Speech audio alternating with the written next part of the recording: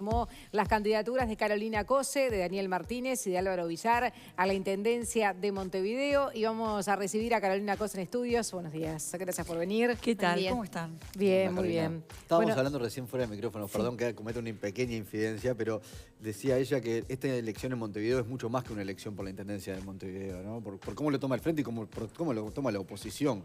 La política nacional se ha metido de lleno en esta elección. Bueno, Montevideo está inmersa, como todas las ciudades del país, en la realidad nacional. Sí. Y una ciudad no es solo la parte física de la ciudad, sino los destinos de sus personas, ¿verdad? De sus ciudadanos, de sus habitantes. Entonces yo creo que pensar Montevideo va a requerir pensar también, bueno, con qué apoyo se va a contar, con cuáles no, ser muy realista y elaborar estrategias creativas para que podamos seguir construyendo una ciudad avanzada. Porque políticamente, además, en octubre y en noviembre, Montevideo votó otra cosa de lo que se votó a nivel nacional. Entonces también en ese sentido políticamente se vuelve importante, ¿no? Sí, Montevideo es el resultado de una gran acumulación histórica y en las últimas administraciones del Frente Amplio la verdad que hay unos avances muy importantes y bueno, mi contribución a esto, ser candidata por el Frente Amplio a la Intendencia de Montevideo, es en el afán de proponer cosas nuevas, de proponer estrategias de trabajo conjuntas, de facilitar los mecanismos de participación, pero también proponer y hacer y concretar lo que queramos hacer de Montevideo, no importa cuán difícil pueda parecer. ¿Qué querés de Montevideo? Lo importante no es solo lo que yo quiero, es lo que queremos todas las montevideanas y los montevideanos. Bueno, no sé si todos queremos lo mismo. Sí, queremos, sí, cómo no. Montevideo es como un espejo que te devuelve una imagen. ¿Qué imagen queremos ver? Entonces, esa respuesta es una respuesta que tenemos que construir y también inspirarnos en lo que fue la creación del Montevideo en el que vivimos. Nosotros estamos viviendo un Montevideo que en sus signos más importantes es legado de los primeros años del siglo XX. ¿Cuál es la marca más importante? ¿Qué es lo que le mostrás a los turistas cuando llegan? La Rambla. La Rambla. La Rambla no existía, se creó. Era una serie de playitas, la ciudad le daba la espalda a la Rambla. Y en la Rambla había barrios muy, muy humildes o fábricas que ensuciaban y usaban el agua. Era una cosa fea y además con la ciudad mirando para el otro lado. Hubo una planificación de que fuera un espacio público aprovechable. Muy valiente que no solo cambió recorrido, sino que volvió la ciudad a mirar al mar. Pero hoy el problema que tiene Montevideo, sobre todo, es lo que está lejos de la Rambla y no cerca de esa Rambla, ¿no? Eso sí estuvo bien planeado. Pero nosotros tenemos que mirar hacia esa ciudad que se construyó con una concepción vallista, profundamente vallista, y me refiero a José Valle de Ordóñez, y decir, bueno, ese gesto, hoy en el siglo XXI, ¿qué significa? No significa una gran obra necesariamente, pero significa las ganas de soñar un poco más. Significa las ganas de, para mí, de que no haya ganadores y perdedores. A mí me duele que haya dos Montevideos. Porque ahora lo que eso te iba a decir, mira al mar pero le da la espalda a lo que hay al norte de Avenida Italia, ¿no? Claro, claro. Por lo tanto, por eso estamos planteando una ciudad integrada y eso tiene que ver con una ciudad muy luminosa, tiene que haber más luz, eso tenemos que encontrar estrategias creativas, nuevas, que se concreten y que se hagan con la gente. Tenemos que tener temas con respecto a la limpieza, que tiene múltiples aspectos, no solo que esté la infraestructura de limpieza, que las cosas se hagan bien, y yo creo que eso se puede trabajar y es posible. Porque ahí pensamos siempre en lo mínimo, en esto que hablabas de soñar más amplio, ¿no? Que es que la ciudad esté limpia y recoger toda la basura. Estamos todavía bastante lejos de pensar en una verdadera clasificación de los residuos, en un cambio cultural como ha ocurrido en otros aspectos, qué sé yo, con el cigarro. Donde la gente tome conciencia de que tiene que, en su casa, tirar la basura orgánica en un lugar, la basura que es reciclable en otro tipo de recipientes en otro, y que después tenga cerca de su casa lugares donde depositar esa basura también. Seguramente no haya una estrategia única y seguramente no sea pasarle la pelota completamente a los usuarios. No, no, claro. Entonces, ahí va a haber que recorrer un camino, pero con un norte, ¿a dónde queremos ir? Y yo quiero ir a una Montevideo integrada, a una Montevideo que si sucede algo bueno en un lugar, eso sea una consecuencia buena para otro lugar. Y empezar a hermanar barrios. A una Montevideo donde recuperemos el olor a temprano, no importa el barrio donde estés. Sí. Fíjate que los barrios forman parte, generalmente, de la mejor parte de la historia personal de la gente. Cuando vos recordás tu niñez, tu juventud más primaria, ¿dónde pasaste los momentos? En el barrio. En el barrio, bueno. Ese querer al lugar, nosotros lo tenemos que poner sobre la mesa. Entonces yo no quiero que los barrios compitan por ser cuál es el más oscuro, el más rojo, el más peligroso. Quiero que compitan por ser el más hermoso. Pero ¿cómo equiparas, Carolina, premiar a los vecinos que cuidan más el barrio? Al norte de Avenida Italia son barrios que la preocupación de la Intendencia estuvo en los últimos años en la eliminación de basurales, en ese tipo de cuestiones, ¿no? Lugares que no tenían calles, los pasajes. Y al sur estamos hablando de circuitos limpios, reciclaje de basura. Hay una desigualdad impresionante. ¿Cómo se hace para equiparar eso? Bueno, trabajando mucho y poniendo prioridades y sobre todo evitando confrontaciones. Yo creo que muchas de las cosas buenas que pasan al sur de Avenida Italia y Boulevard Artigas se pueden transformar también en cosas buenas que pasen al norte. Entonces, yo estoy convencida de eso y mi propuesta es concretarlo. Yo creo que traigo una trayectoria de concretar cuestiones que parecían imposibles, pero no solo yo la traigo. Está en el ADN de los uruguayos y de la ciudad, que viene desde el nacimiento de estas cosas, de esto que pasó hace un siglo, de dar vuelta a la ciudad y poner la mirada al mar. Fue una cosa impresionante. Y nosotros en el Uruguay hemos hecho cosas imposibles, que parecían imposibles. Entonces, creo que... ¿Estás pensando en el Antel Arena cuando decís este tipo de cosas? Por ejemplo...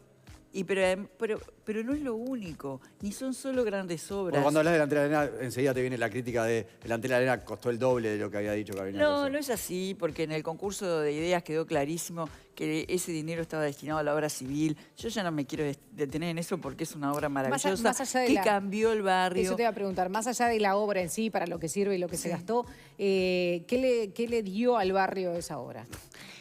Primero le dio un espacio de generación de cultura, de entretenimiento, un espacio de convivencia, un parque alrededor, una escuela nueva, un campo deportivo nuevo, lo iluminó.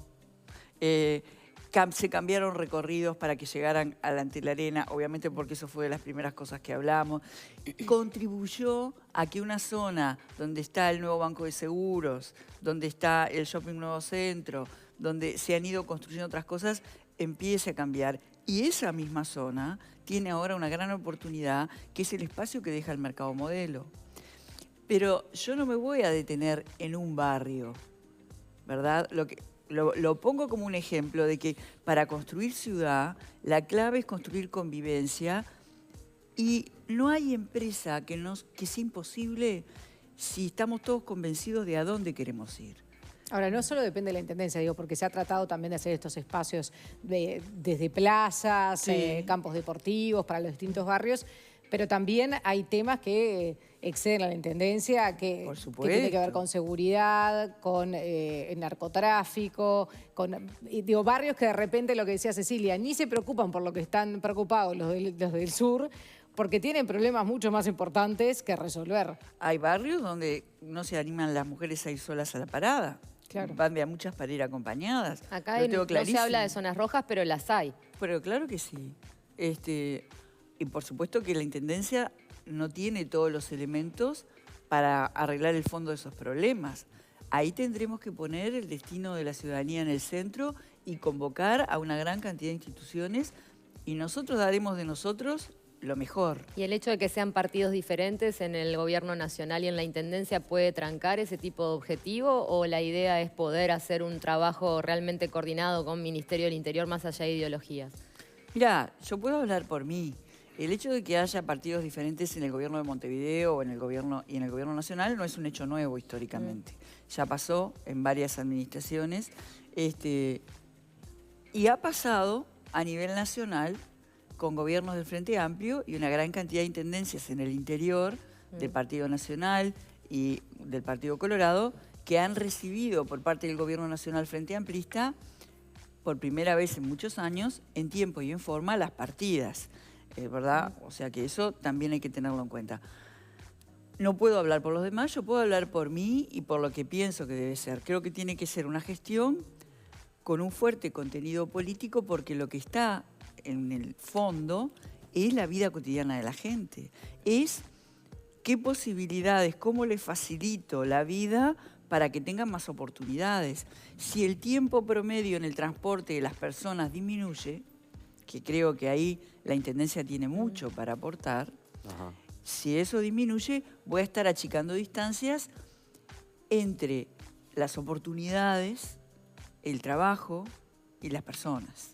Entonces... Porque la desigualdad también es entre el que tiene que demorar 1 hora y media para ir a trabajar y el que demora 15 minutos. Claro, y eso... Es de las peores desigualdades, debe ser eso. Absolutamente. Entonces, esas son las cosas que nosotros vamos a poner sobre la mesa y en cada situación compleja, que no pienso evitar ninguna, pondré sobre la mesa toda la situación descrita con rigurosidad, con elementos técnicos y con una intención política que es cambiarla. Y ahí se sumarán o no se sumarán otras Carolina, instituciones. después de participar para las elecciones, para ser candidata a la presidencia, todo lo que implica una campaña, ¿esto ya lo estabas, era una posibilidad, lo estabas manejando, te lo fueron a pedir, que te presentaras a la Intendencia? No lo estaba manejando, no. ¿Te fueron a buscar? No, en realidad los periodistas me han preguntado lo de la Intendencia ya cuando era presidenta Antel, ¿no? O sea, me vienen postulando los periodistas desde hace mucho tiempo, los colegas. Por nada. No, muchas gracias, se los agradezco profundamente.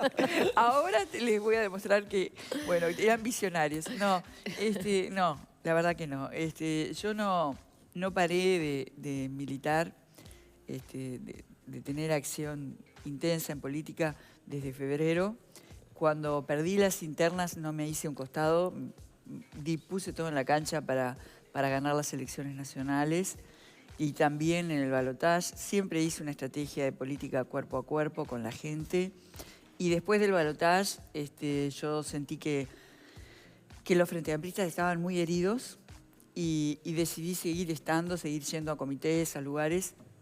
Y lo que me empezó a pasar en diciembre fue un numeroso, realmente importante cantidad de gente que me preguntaba, bueno, vas para la Intendencia, vas a ser la Intendenta, queremos que sea la Intendenta. Y me fui quedando con eso con cuidado porque no hay que creérsela. Y sobre el final de diciembre, la Departamental de Montevideo me invitó a participar, yo le pedí más tiempo.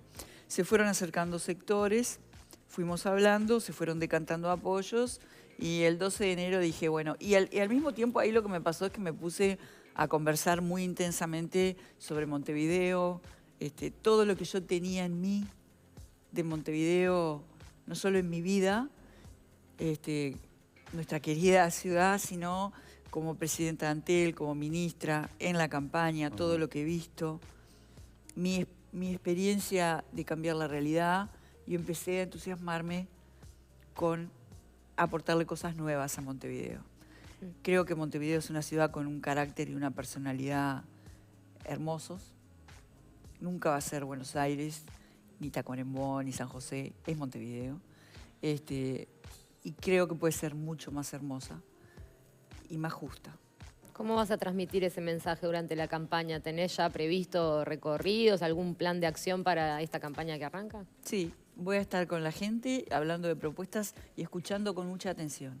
Porque no creo que la comunicación sea lo que yo quiero, sino escuchar con mucha atención, porque las realidades son muy diversas.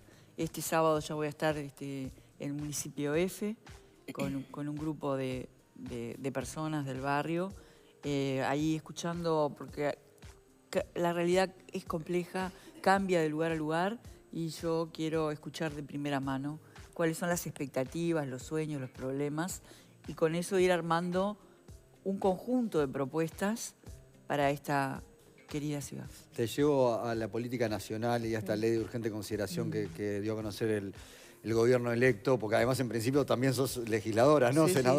Senadora electa. Hay un capítulo en especial por el que te quiero preguntar y es el vinculado a los entes públicos, ¿no? Vinculado a ANCAP, vos fuiste ministra de Industria, y vinculado a Antel. Hay una desregulación muy importante de lo que es el sector de las telecomunicaciones.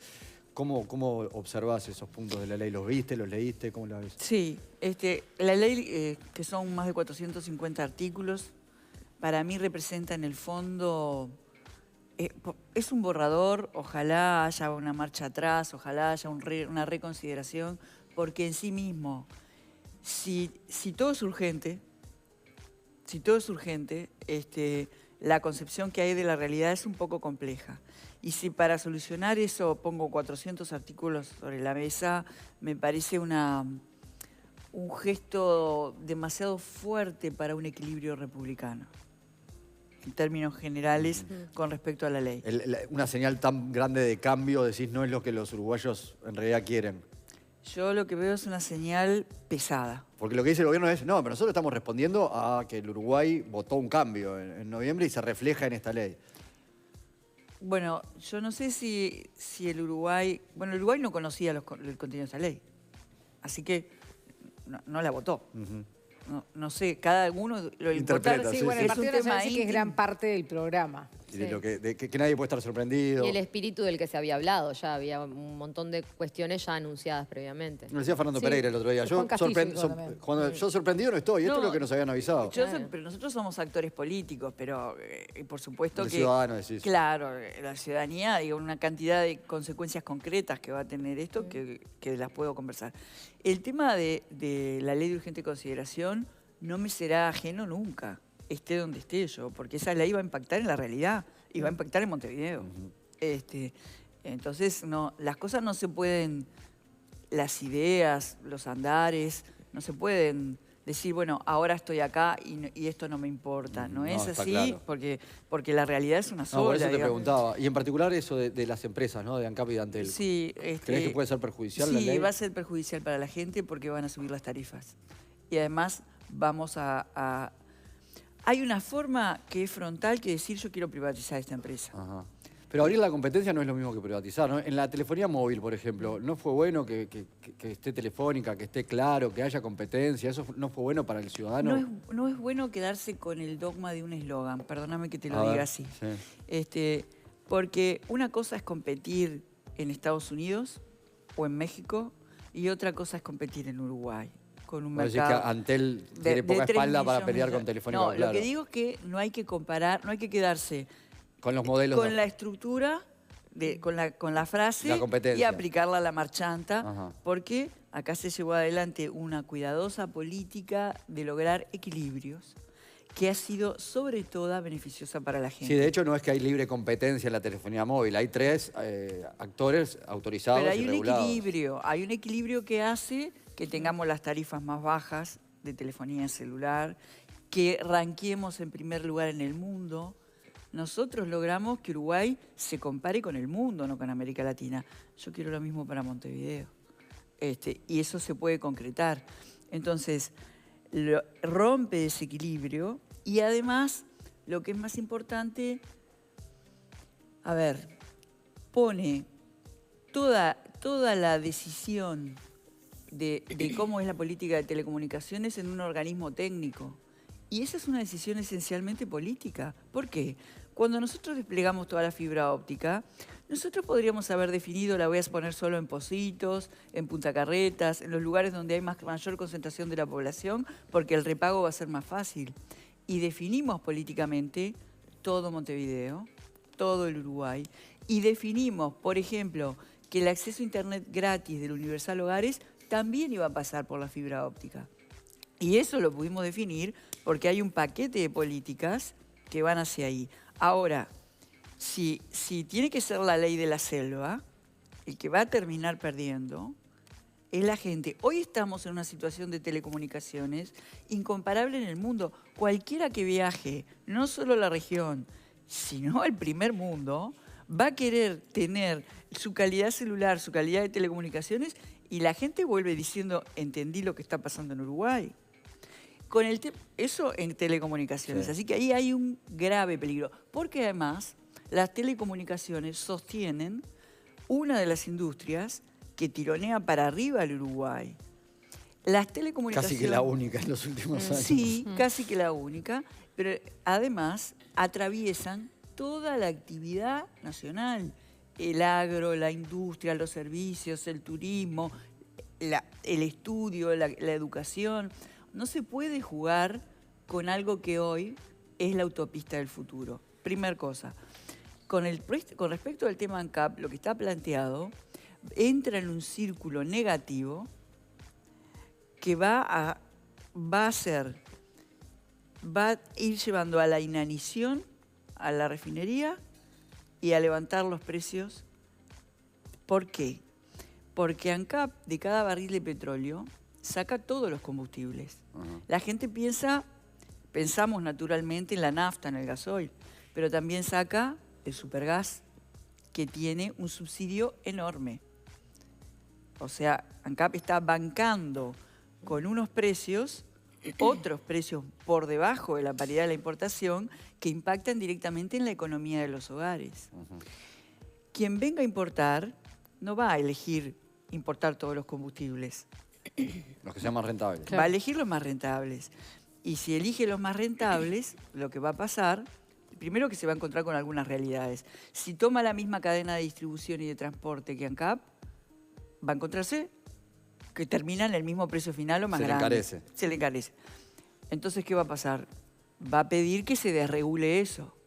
Y ahí quiero ver qué va a pasar con los cientos de estaciones de servicio.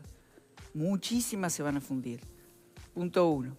Punto 2. Si elige un combustible, por decir algo gasoil, y elige saltearse a esa cadena de distribución para llegar con buenos precios a Algunas estaciones. algunos lugares donde estén concentrados, por ejemplo, los mayores productores rurales, Sí. por ejemplo, ¿qué va a pasar? Que ANCAP va a encontrar que necesita producir menos gasoil.